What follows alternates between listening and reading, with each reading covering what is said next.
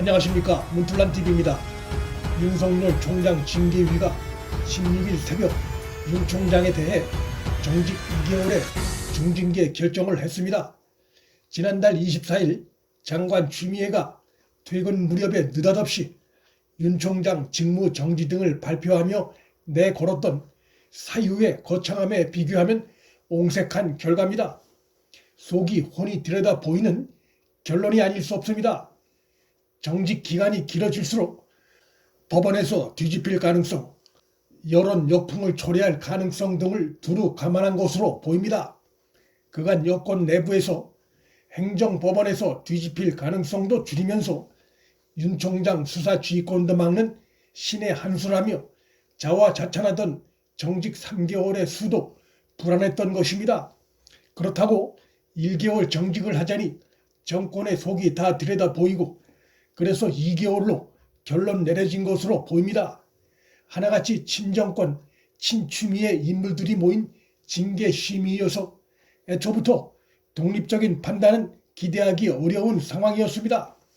현 정권은 윤 총장에 대한 정직 2개월 조치가 윤 총장에 의해 행정법원으로 갔을 때 자신들의 발목을 잡을 수 있다는 점을 간과했습니다. 판사 사찰 문건이라든가 검찰총장의 정치 중립 위반 등의 사유들은 그것이 사실이라면 검찰총장 정직 2개월이 아니라 해임에도 해당될 수 있는 심각한 사유입니다.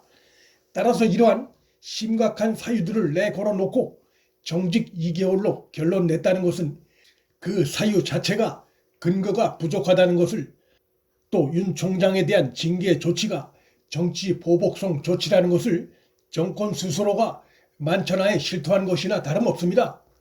검찰의 정권 비리 수사는 막아야 하겠고 행정법원에서 뒤집힐 가능성은 차단해야 하겠고 국민 비판 여론도 감안해야 하고, 그래서 이것저것 계산에 넣다 보니 이도저도 아닌 어정쩡한 결론이 나왔고 그로 인해 현 정권에 더 악영향을 끼칠 가능성이 커졌습니다.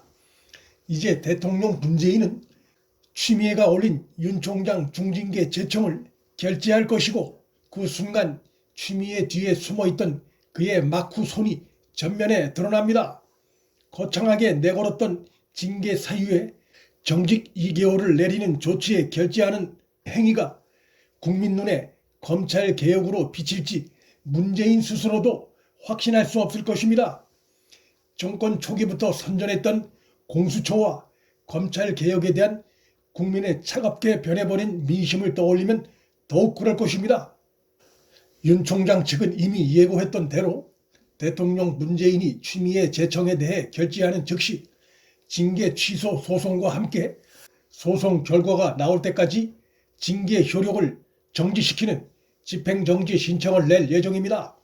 이번에도 집행정지 신청이 받아들여질 가능성이 매우 높다고 판단됩니다.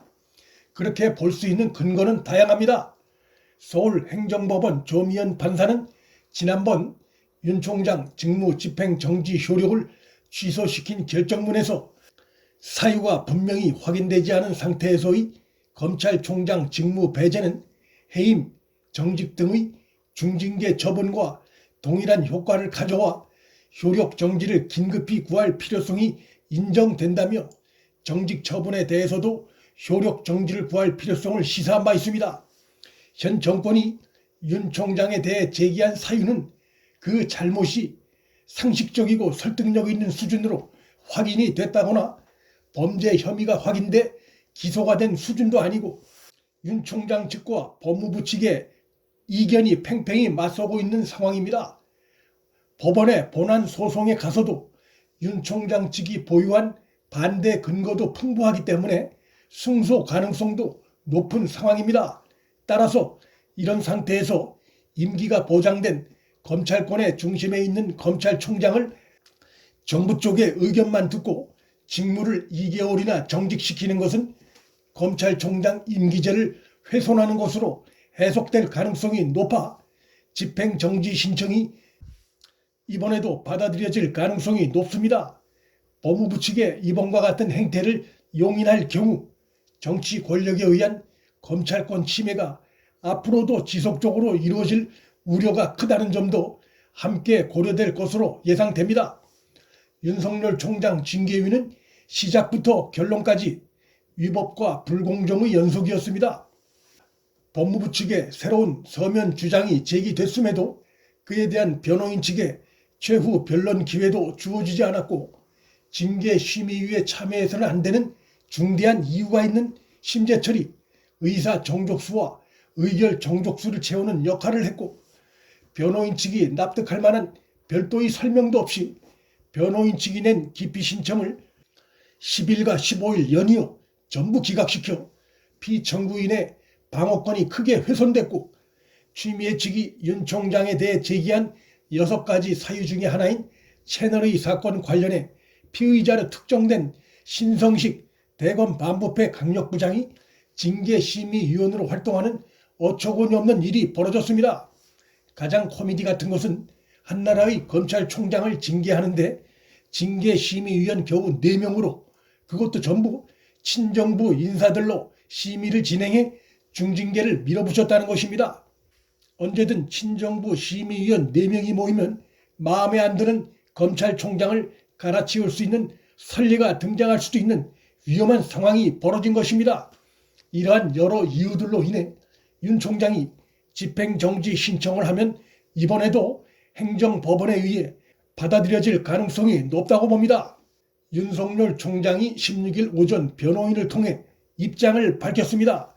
그는 임기제 검찰총장을 내쫓기 위해 위법한 절차와 실체 없는 사유를 내세운 불법 부당한 조치로서 검찰의 정치적 중립성, 독립성과 법치주의가 심각하게 훼손되었다.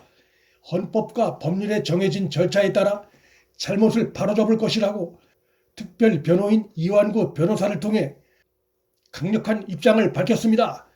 문 정권의 어리석은 조치가 조만간 또다시 법원에 의해 뒤집혀질 것이 예상됩니다. 그리고 그로 인한 거센 정치적 후폭풍이 현 정권을 집어삼킬 것이 예상됩니다. 문틀란TV 여기서 마칩니다. 구독과 좋아요, 방송 공유는 방송 제작에 큰 힘이 됩니다. 시청해 주셔서 감사합니다.